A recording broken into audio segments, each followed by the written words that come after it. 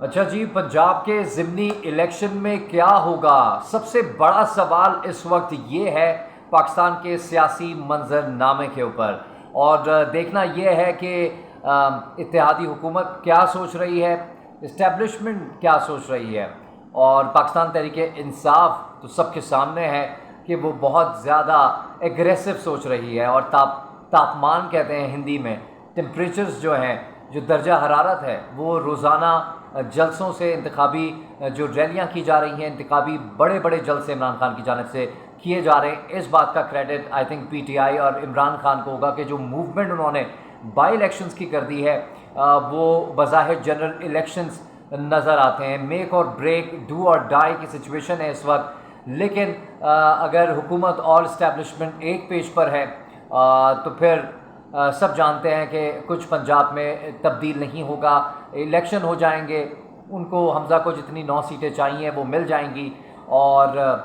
پاکستان تحریک انصاف کو کیا پتہ زیادہ سیٹیں دے دیں، 20 میں سے اگر ٹوٹل دیکھا جائے تو 11 سیٹیں دے کر تحریک انصاف کو کہ دیکھیں آپ تو بھائی 20 میں سے 11 سیٹیں جیتے، پاپولیرٹی آپ کی ہے، 9 سیٹیں لیکن وائٹل ہیں، کیونکہ 9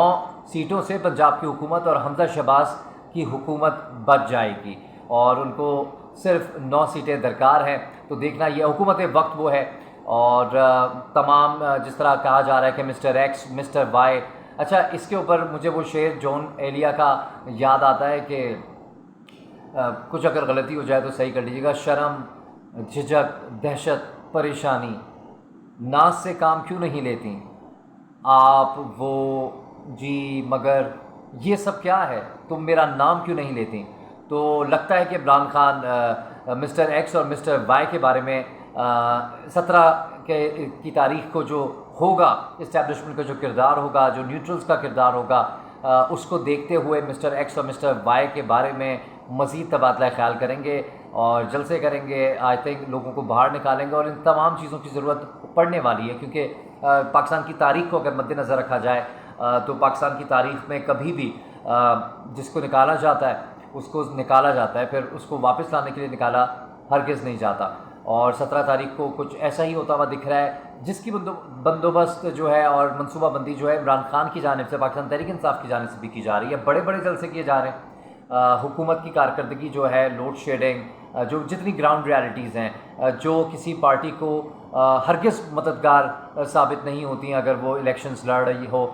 حکومت عام طور پر جو ہے وہ جیت جاتی ہے بائی الیکشنز، پاکستان کی تاریخ یہ بتاتی ہے، میجورٹی سیٹس حکومت نکال لیتی ہے، لیکن ہم نے تمام چیزیں چینج ہوتی ہوئی دیکھی تھیں پاکستان تحریک انصاف کے دور حکومت میں، جب بائی الیکشنز ہوتے تھے تو نون لیگ بھی اچھی خاصی سیٹیں نکال جاتی تھی، تو اب دیکھنا یہ ہے کہ 17 کے الیکشنز میں ہوگا کیا، کیونکہ عمران خان کی جانب سے درجہ حرارت بڑھایا جا رہا ہے، اور فواد چودھری نے کل جس طرح سے پریس کانفرنس میں کہا، 2 ٹوک الفاظ میں کہا کہ اسٹیبلشمنٹ کے منہ کو لہو لگا ہوا ہے، انہیں سیاسی فیصلے کرنے ہیں، یہ سمجھتے ہیں کہ ان کا اختیار ہے کہ وہ آگے کی سیاست کا رخ کیا ہوگا یہ ڈیسائیڈ کریں، تو جس طرح کے الزام فواد چودھری کی جانب سے لگا دیے گئے ہیں، اور یہ بھی کہا گیا کہ کچھ جرنیل، کچھ ججز بند کمروں میں بیٹھ کر پاکستان کی تقدیر کے فیصلے اور پاکستان کی سیاست کے فیصلے کیوں کرتے ہیں، اور یہ بند ہونا چاہیے، اور یہ تاریخ بدلے گی، اینٹی اسٹیبلشمنٹ پارٹی بنتی ہوئی پاکستان تحریک انصاف محسوس ہو رہی ہے، نون لیگ دوسری جانب جو کہ خود اینٹی اسٹیبلشمنٹ پارٹی رہی اور جس کی یہی تمام تر جو ہے وہ تحفظات تھے اور یہی مطالبات تھے کہ اسٹیبلشمنٹ جو ہے وہ اپنا کردار ختم کرے اور حکومت کے پاس سے اپنی بیساکھیاں ہٹائے، کٹ پتلی عمران خان کو سیاسی میدان میں چھوڑا جائے، بلا بلا، تو تمام چیزیں جو ہیں وہ شفٹ ہوتا ہوا دکھائی دیتا ہے، صرف حکومتیں چینج ہو گئی ہیں، اپوزیشن جو تھی وہ حکومت میں آ گئی ہے، جو حکومت تھی وہ اس وقت اپوزیشن میں آ گئی ہے، اور ووٹ کو عزت دو کا بیانیہ اگر عمران خان کی جانب سے اس وقت کیا جا رہا ہے، عدالتوں کو بھی اب وہ عدالتی فیصلوں کو وہ اٹیک کر رہے ہیں، فواد چودھری ججز کو بھی اٹیک کر رہے ہیں، تو تاپمان اور ٹیمپریچر پورے سسٹم کے خلاف جو ہے وہ جو ٹکریں مارنے والا سین ہے وہ عمران خان نے جاری رکھا ہوا ہے، اور انہوں نے اندیا دے دیا کہ مسٹر ایکس اور مسٹر وائی کے بارے میں جلد قوم کو پتہ چل جائے گا، تو 17 تاریخ پر بہت ساری چیزیں ڈپینڈ کر رہی ہیں، میں نے آپ کو منظر کشی کر دی ہے کہ اگر تاریخ کو دیکھا جائے تو پاکستان تحریک انصاف تاریخ کا حصہ بن گئی ہے، اور اگر جیسے دعویٰ کیا جا رہا ہے کہ وہ نیوٹرلز ہیں اور وہ کردار کو ادا نہیں کر رہے ہیں، اور گراؤنڈ ریالٹیز یہ ہیں کہ لوڈ شیڈنگ ہے، اور گراؤنڈ ریالٹیز یہ ہیں کہ اس وقت عوام